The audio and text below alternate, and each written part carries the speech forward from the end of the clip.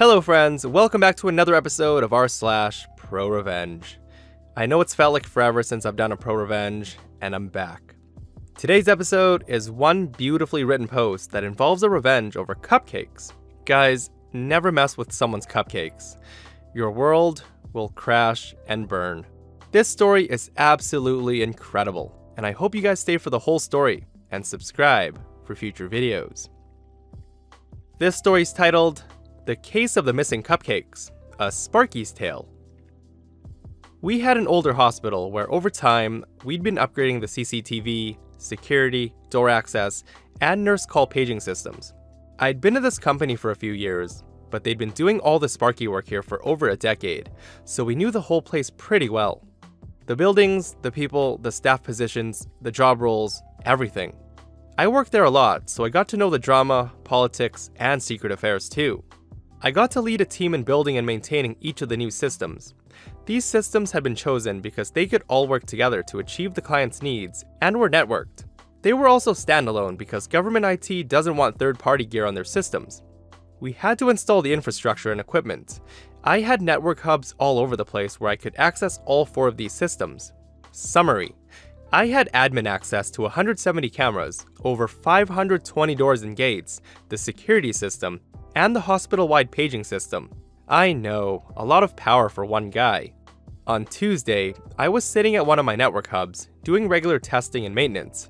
I'd just been checking the CCTV, watching Janine do that lopsided stumbling walk that she does in high heels. I believed I'd done enough continuous work at 10 AM to deserve a treat. That morning, Nancy, a nurse in pediatrics, had brought cupcakes for the ward staff. Nancy had kept 2 individually packaged cupcakes aside for me, clearly labeled with my name, in the staff room fridge. I walked the 5 minutes over to the ward, humming my own "I'm about to have cupcakes" song.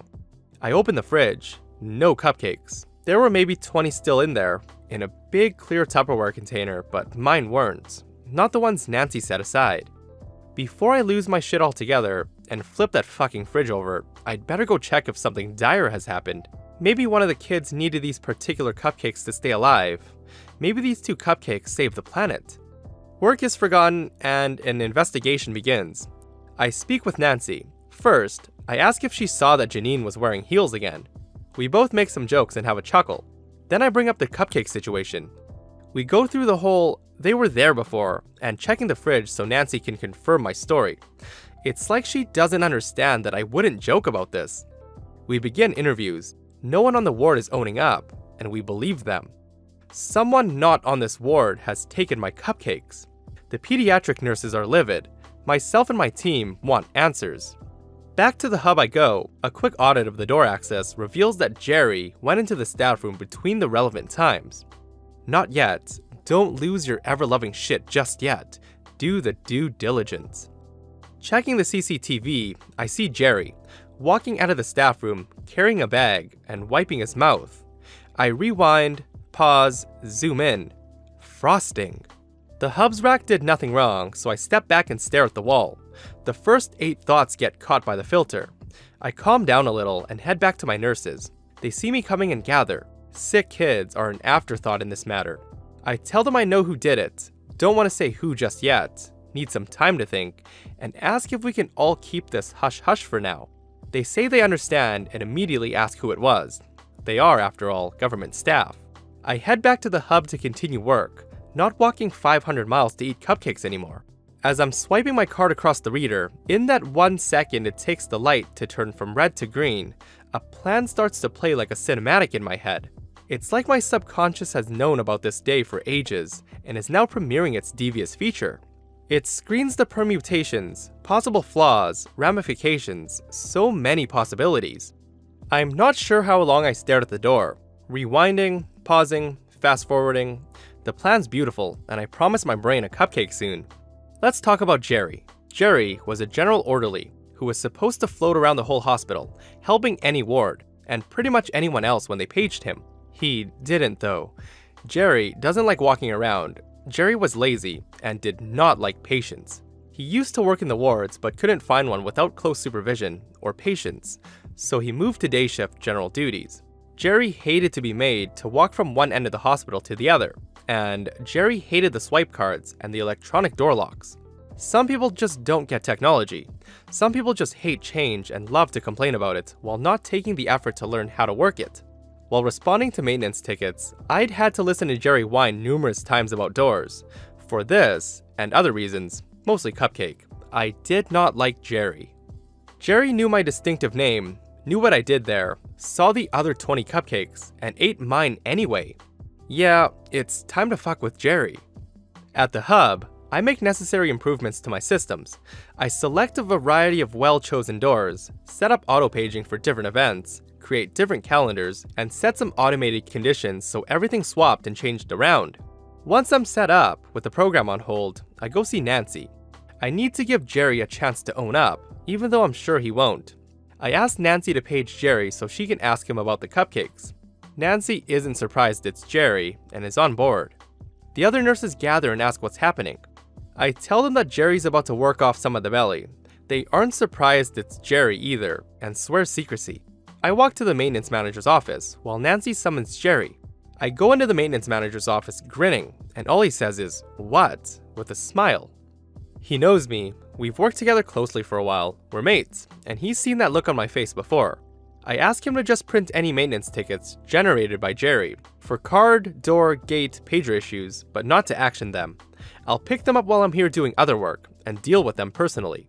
When I tell him about the cupcakes and my plan, he's not only on board, he laughs so hard that he has a coughing fit for about 25 seconds. I head back to check in with Nancy, and find that Jerry has denied all knowledge. What I'd created in my system was a randomized, intermittent program, all focused on Jerry's card. A program that would send Jerry's pager a message to go somewhere way on the other side of the complex, seemingly at random times, based on Jerry swiping his card at particular doors. On top of that, sometimes the gate to the staff car park wouldn't work with his card, or his card would stop working completely, making him go get it revalidated, or a siren would sound for a few seconds when he entered certain rooms. I already knew all the staff routines and areas of responsibility. The patients wouldn't be adversely impacted, and Jerry didn't do any work anyways. Back at the hub, I clicked the go buttons. Week 1. By Friday afternoon, in 4 days, Jerry had raised 18 tickets. I grabbed a stack of paper from the maintenance manager and went to the orderly's office to find Jerry. While I gently fanned the tickets, he listed all the weird things he'd been experiencing. He was explaining how the duty nurses were getting annoyed at his unexpected arrivals, when I interrupted him to ask if he's seen anyone take my cupcakes from the pediatrics fridge on Tuesday. No confession. I'd only had 50 specially selected doors active in the program these past 4 days. That Friday afternoon, at the end of week 1, I clicked the all button and added the other 470 doors. Week 2. By midday Wednesday, there were only 6 tickets raised.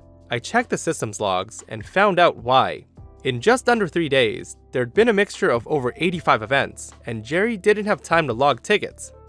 When I spoke to Jerry that Wednesday, he demanded that I do my damn job and fix this stuff, and why I hadn't done it yet. No confession, no apology. Time for head games. I told him I'd sort it out. When I went to check the systems that Wednesday, I stopped the program. On Friday morning, I turned it back on again. Week 3. I let it run Monday, Wednesday, and Thursday.